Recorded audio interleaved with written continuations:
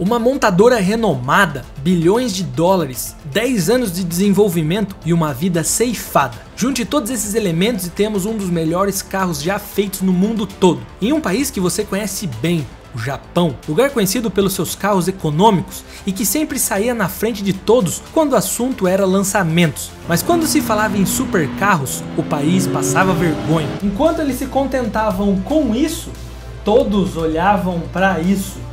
Só que no começo dos anos 2000, 3 caras estavam dispostos a sacrificar o que fosse preciso e brigar com os chefões de uma das maiores fábricas de carros do mundo para criar a maior máquina já vista. E uma década depois...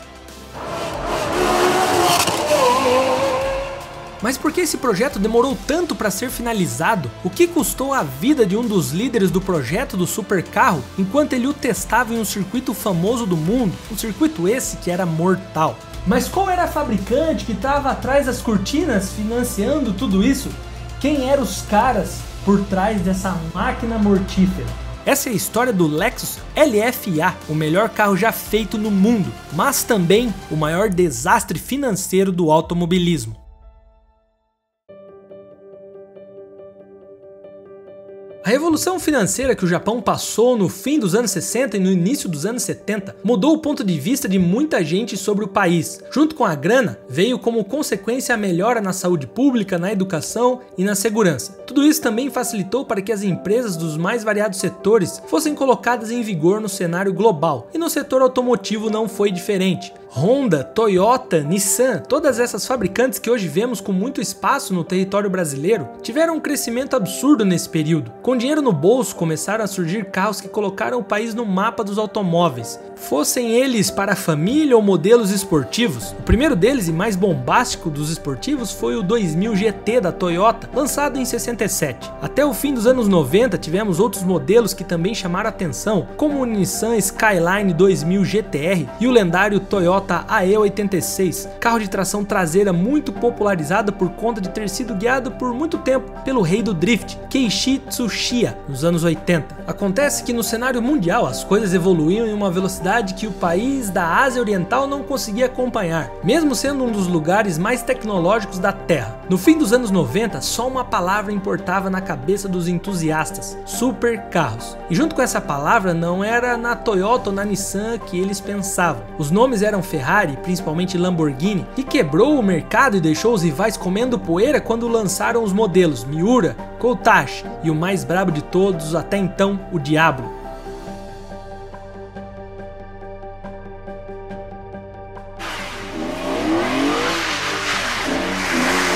Supercarro não é só sobre ser rápido e ter cavalos de potência, e sim ser o mais completo dos carros. Um carro resistente, rápido, o mais tecnológico possível e, claro, muito caro. A febre era tanta que a Ford, conhecida pelos seus carros de mercado serem mais robustos e para a família, entraram na jogada lançando o GT40. Enfim, ficou muito nítido qual o caminho as fabricantes estavam seguindo.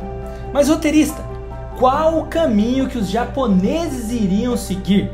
Eles não percebiam que existia uma demanda para esse público? Bom, no começo dos anos 90 a Honda até chegou a lançar o NSX. O que chegou mais perto de ser um supercarro japonês. Mas convenhamos que esse carro ao lado de uma Ferrari F40, ou até mesmo da máquina do Reino Unido na época, o Jaguar XJ220, Inclusive, o roteirista aqui adora. Aquele carro da Honda não chegava nem aos pés. Outro grande exemplo que representa aquela febre dos anos 90 era o mitológico McLaren F1. O carro, além de pura elegância, atingia quase seus 400 km por hora e tinha 620 cavalos de potência. Era uma das referências da época. Só para efeito de comparação, mais uma vez, com os modelos mais conhecidos entre os japoneses naquele tempo, o R34 GTR, o motor mal roncava e ele tinha menos da metade da potência do McLaren. O Nissan R390, que parecia mais um barco do que um carro, mas era com aquilo que eles tinham que se contentar. O Japão realmente não tinha nada para apresentar como um grande supercarro para disputar com outras fabricantes ao redor do mundo. Na verdade, os carros do país eram reconhecidos por outros motivos, por serem confiáveis, econômicos e acessíveis.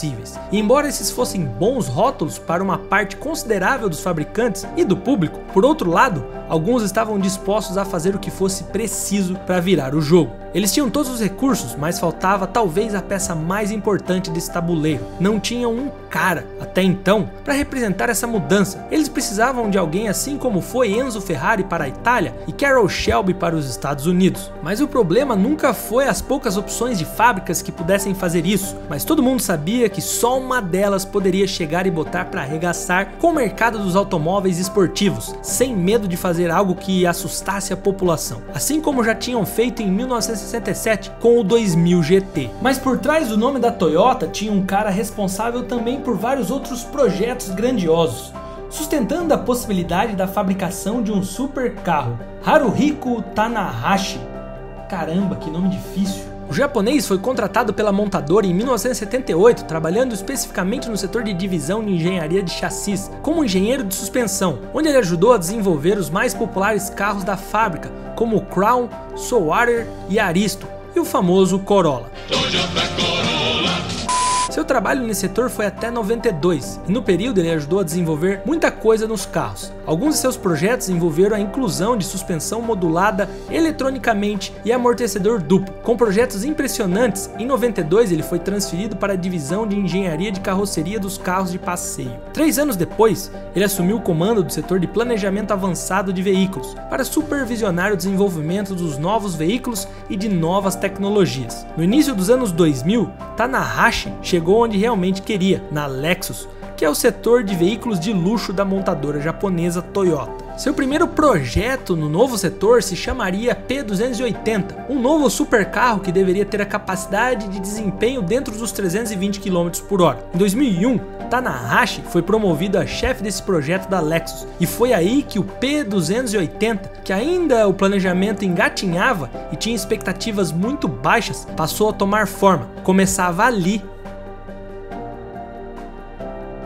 Todos ali sabiam do potencial que o japonês tinha, ele sabia como fazer um carro se comportar, e seu objetivo com o P280 era trazer o prazer supremo de pilotar aquela máquina. E ele não estava sozinho nessa, ele contava com o suporte de Hiromu Naruse, lendário piloto de corrida da Toyota, muito experiente nas pistas e em ideias. Não à toa ele foi piloto de teste da fábrica por 47 anos. Ele era um homem perfeito para trabalhar com Tanahashi. Ele teve a participação no desenvolvimento do 2000 GTR, MR2 e do Supra. Ele tinha um olho e ouvido clínico para o carro e tinha uma lista com mais de 500 itens especificando tudo o que um supercarro deveria ter. Nessa linha tinha de tudo que você possa imaginar, desde posições de peças do carro, ângulo das peças da suspensão e até a forma que o volante deveria ter. Tudo parecia perfeito, mas durante o processo de formar o P280, a dupla precisou enfrentar os chefões da Toyota diversas vezes. O motivo? Essas fábricas grandes estão acostumadas com uma coisa: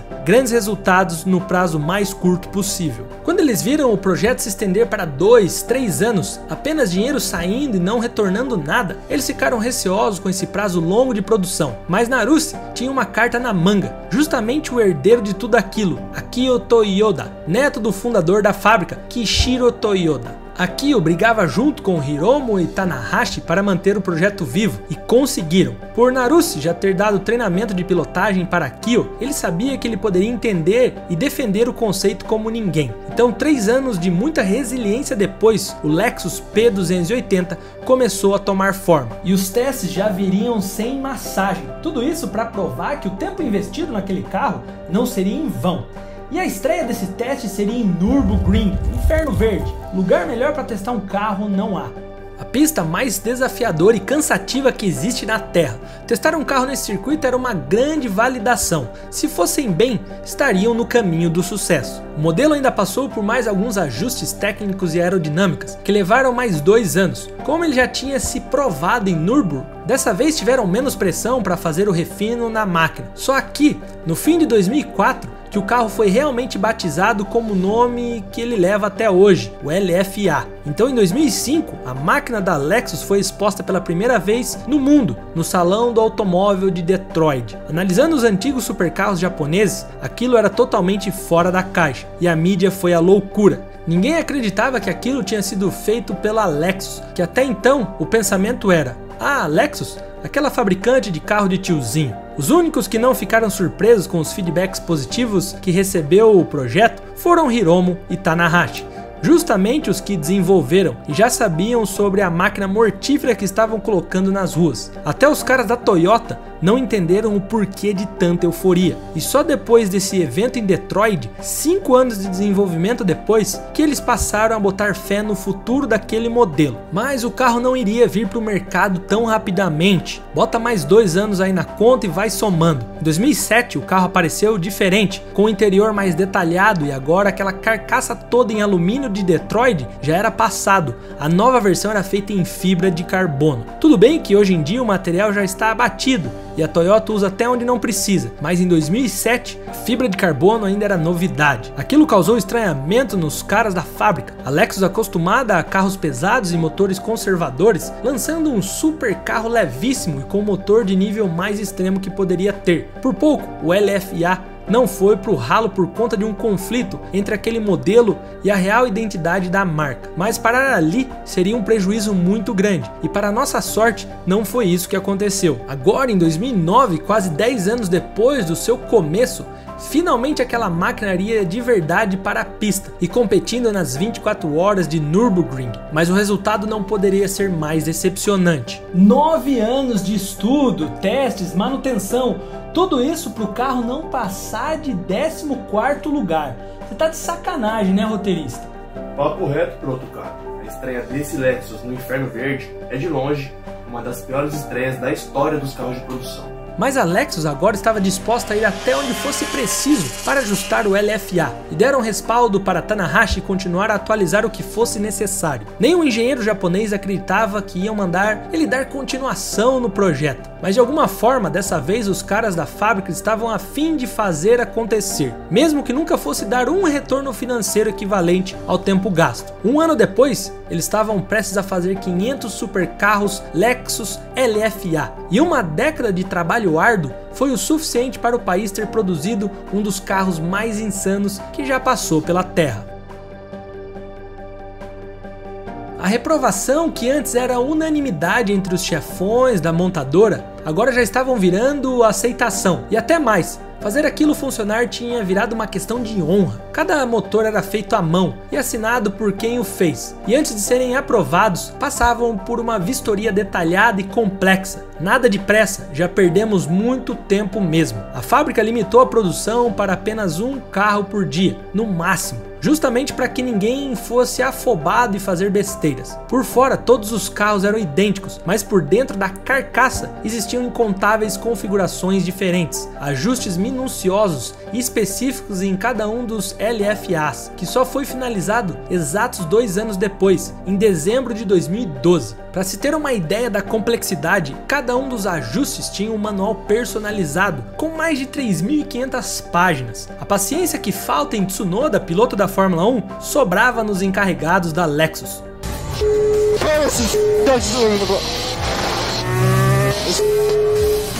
Então, estava bem ali, diante dos olhos do mundo, um carro feito com outra ideia do que estava no Inferno Verde 3 anos antes. Algo sob medida, extravagante, exagerado e com um motor barulhento que faria inveja até nos carros da Fórmula 1. Obviamente, tudo que citei agora cobrava um preço bem salgado, eu já te conto. Tudo melhorou também quando Chris Harris e Jeremy Clarkson, dois dos mais influentes apresentadores do nicho dos carros, elogiaram demais o LFA, dizendo que era o melhor carro que eles já tinham pilotado, o que naturalmente causaria um aumento na procura. Mas é nessas horas que, como dizemos no futebol, a camisa pesa. Vem cá, seja sincero comigo. Imagina você que tirou $500 mil do bolso para investir em um super carro. Você iria gastar esse dinheiro em um carro onde você pouco viu a logo desse carro? E mais, com essa mesma grana, você facilmente poderia investir em outras marcas gigantes. Talvez comprar uma Ferrari, uma Lamborghini, até uma McLaren. Fábricas já renomadas no mercado e tradicionais, e por muitas vezes ainda mais barato que o LFA. Então, mesmo tendo fabricado poucas peças, o supercarro da Lexus deu dor de cabeça para ser vendido. Poucos queriam pagar esse preço em um carro com um símbolo esquisito e nunca visto antes, mesmo que tivessem a tecnologia de um foguete da NASA. Vamos fazer um jogo rápido, só para reforçar o ponto que a tradição vale muito. Olhe esses carros e me diga qual é o último deles que te chama a atenção. O último que você saberia dizer o nome da fabricante. Eu aposto que é o Lexus LFA, e convenhamos que a concorrência para o carro japonês realmente era acima da média. Mas não para por aí, se a falta de tradição da montadora fosse o único problema, eles estariam muito no lucro. Uma tragédia viria para atrapalhar ainda mais a pouca saída daquele modelo. Enquanto Hiromu testava o LFA edição especial Nürburgring, justamente naquele lugar insano, ele acabou perdendo o controle do carro e se chocou de frente contra outros dois pilotos de teste que guiavam uma BMW. Pois é, naquele momento o brabo dos testes da Toyota perdia a vida aos 67 anos. Literalmente morreu tentando desenvolver o supercarro, dedicou a sua última década a isso.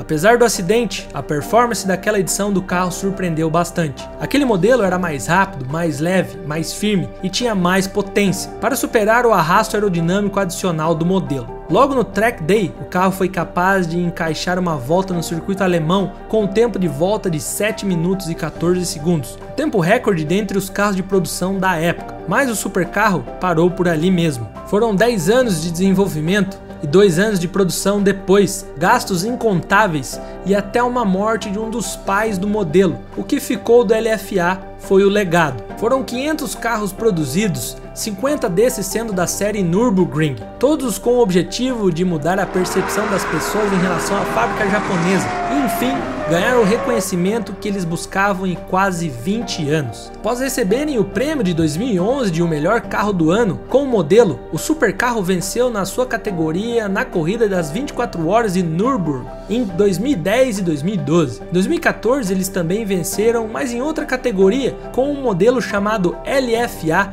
Code X, que tinha um motor ainda mais largo. Após anos de trabalho árduo, vendo o último supercarro deixar a fábrica com lágrimas nos olhos, o engenheiro-chefe Tanahashi comentou o seguinte: "Eu vivi e respirei supercarros na última década, especificamente um supercarro, o LFA. Muito poucas pessoas têm a oportunidade de criar um supercarro de classe mundial a partir de uma folha de papel em branco. Alguma máquina até hoje conseguiu superar o LFA? Para muitos, nada ainda chegou perto de causar um impacto com o raro e exótico supercarro japonês. E mesmo que desde 2012 nenhum outro dele tenha sido feito, o seu legado ainda continua vivo. E embora a Lexus até hoje mantenha um segredo do custo final do projeto, pode apostar que foi na casa dos bilhões. Apesar que, durante uma década inteira, os chefões da empresa diziam que seria um prejuízo, esse carro e o seu sucesso mudou a percepção das pessoas em relação à Lexus. Fora que o supercarro serviu como um catalisador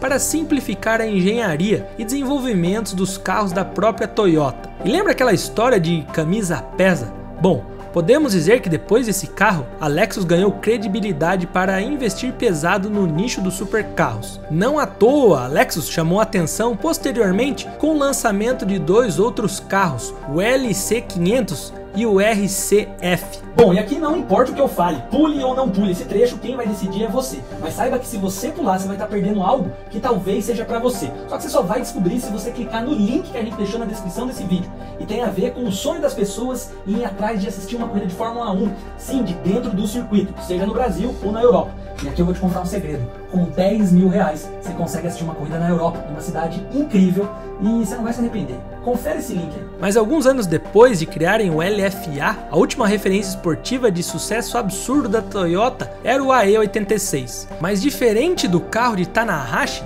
ele não foi impulsionado pelo projeto muito fora da curva, mas sim pelo cara que estava atrás do volante, que era extraordinário. Já ouviu falar de Keiichi Tsuchiya, o rei do drift? Recebeu esse apelido de forma bem peculiar, e tenho certeza que você não conhece muito bem a história dele. A justiça queria a cabeça dele a todo custo, mas o porquê de todo esse alvoroço? Você vai entender agora. O vídeo já começou na sua tela, te vejo já.